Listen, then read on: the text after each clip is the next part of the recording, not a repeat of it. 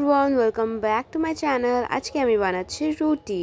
মা সারাদিন খুবই ব্যস্ত ছিল, তাই দিনের এই দায়িত্বটা আমিই নিয়েছি। আর আটার ডো বানানোটা আমার একদমই ভালো লাগে না। স্টিল আমি এখানে গরম জল করে নিয়েছি, আটার মধ্যে দিয়ে এটা মাখবো, তাহলে এই ডোটা খুবই নরম হবে। কুকিং টিপস নোট করে নিও। আমার মতো কিন্তু সঙ্গে সঙ্গে এই আটার ডোটাতে হাত দিবে না।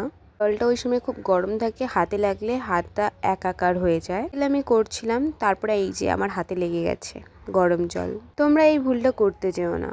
Another cooking tips. তারপর এই করতে করতে কিন্তু অনেকটাই আমার মাখা হয়ে গেছে। আমি তারপরে আবার ভিডিও ক্লিপটা অন করছি। পর্যায়ে আসলে কিন্তু ভালোভাবে আটার ডোটাকে মাখতে হয়, তাহলে রুটির টেস্টটাও কিন্তু খুব এনহ্যান্স হয়। আমার প্রায় মাখা শেষ। এখান থেকে শুধুমাত্র 4টা গুলি করে নিয়েছি আমি আর ঠাম্মা। বাকিরা কেউ ডিনার করবে না, তাই ওদের জন্য কিছু করিনি। বানিয়েছিলাম সবার জন্য, কিন্তু কেউ খাবে না বললো, তাই ওটা রেখে দিয়েছি। আর এগুলো আমি বেলা শুরু করে দিয়েছি। এবারে সব লেচিগুলো বেলে নিব, বলে ভাজতে সুবিধা হবে। একা একা কুক করতেছিলাম, হঠাৎ করে আমার খুব বোরিং লেগে গেছিল।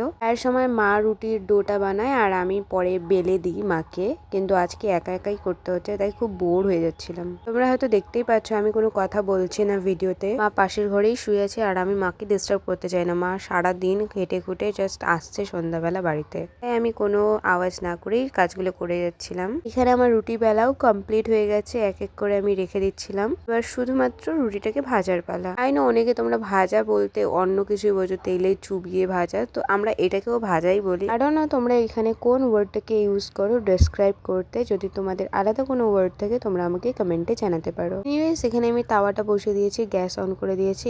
তাওয়াটাও গরম হয়ে গেছে, তাই আমি রুটিটাও দিয়ে দিয়েছি। মাকে দেখতে দেখতে কিন্তু এসবও আমার এখন অভ্যাস হয়ে গেছে। আমারও কোনো খুন্তি এক্সট্রা কিছু লাগে না এটা বানাতে, হাত দিয়েই হয়ে যায়। আমার গরম লাগে না এখন, আর লাগে না। আগে লাগতো একটা সময়, বাট এখন আর লাগে না। রুটি বানানোটা মার থেকেই শেখা, কিন্তু রুটি বেলাটা যদি বলি তাহলে ওটা আমার মামির থেকে শেখা। আমার আগে রুটি গোল হতো না, ট্যাড়া বেঁকা, ইন্ডিয়ার ম্যাপ, আরো জানি না কত কিছু হতো, কিন্তু এখন পারফেক্ট গোল হয়। বেলতে বেলতে কিন্তু ঘোরেও, হাত দিয়ে উল্টো করতে হয় না, এদিক ওদিক করতে হয় না, একা একাই হয়ে যায়। কিন্তু এই পর্যায়ে এসে কিন্তু আমার একদমই হয় না, কারণ রুটিটা আমার কাছে খুব বেশি ফোলে না। মা হলে ফুলকো ফুলকো হয়ে যেত।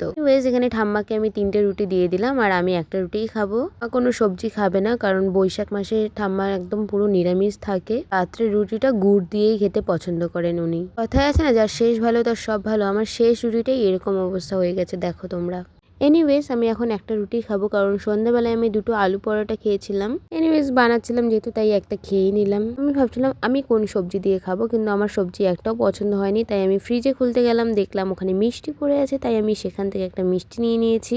নববর্ষের মিষ্টি কিন্তু আমাদের বাড়িতে এখনো পড়ে আছে, কেউ খায়নি বলাটা ভুল হবে। 2টো প্যাকেটে আনা হয়েছিল, তো একটা প্যাকেট অলরেডি শেষ হয়ে গেছে, আর এখানে 4-5টা ছিল, 5টার বেশি হবে। নববর্ষের দিন আমি কোনো মিষ্টি খাইনি, তাই আজকে আমি রুটির সাথে মিষ্টিটা খেয়ে নিলাম। যে থাকতে থাকতে এই মিষ্টিটা কিন্তু ভিতর দিক থেকে শক্ত হয়ে গেছিল, যেটা আমার একদম পছন্দ হয়নি। এনিওয়েজ আজকের জন্য এইটুকুই, দেখা হচ্ছে নেক্সট ব্লগে। বাই।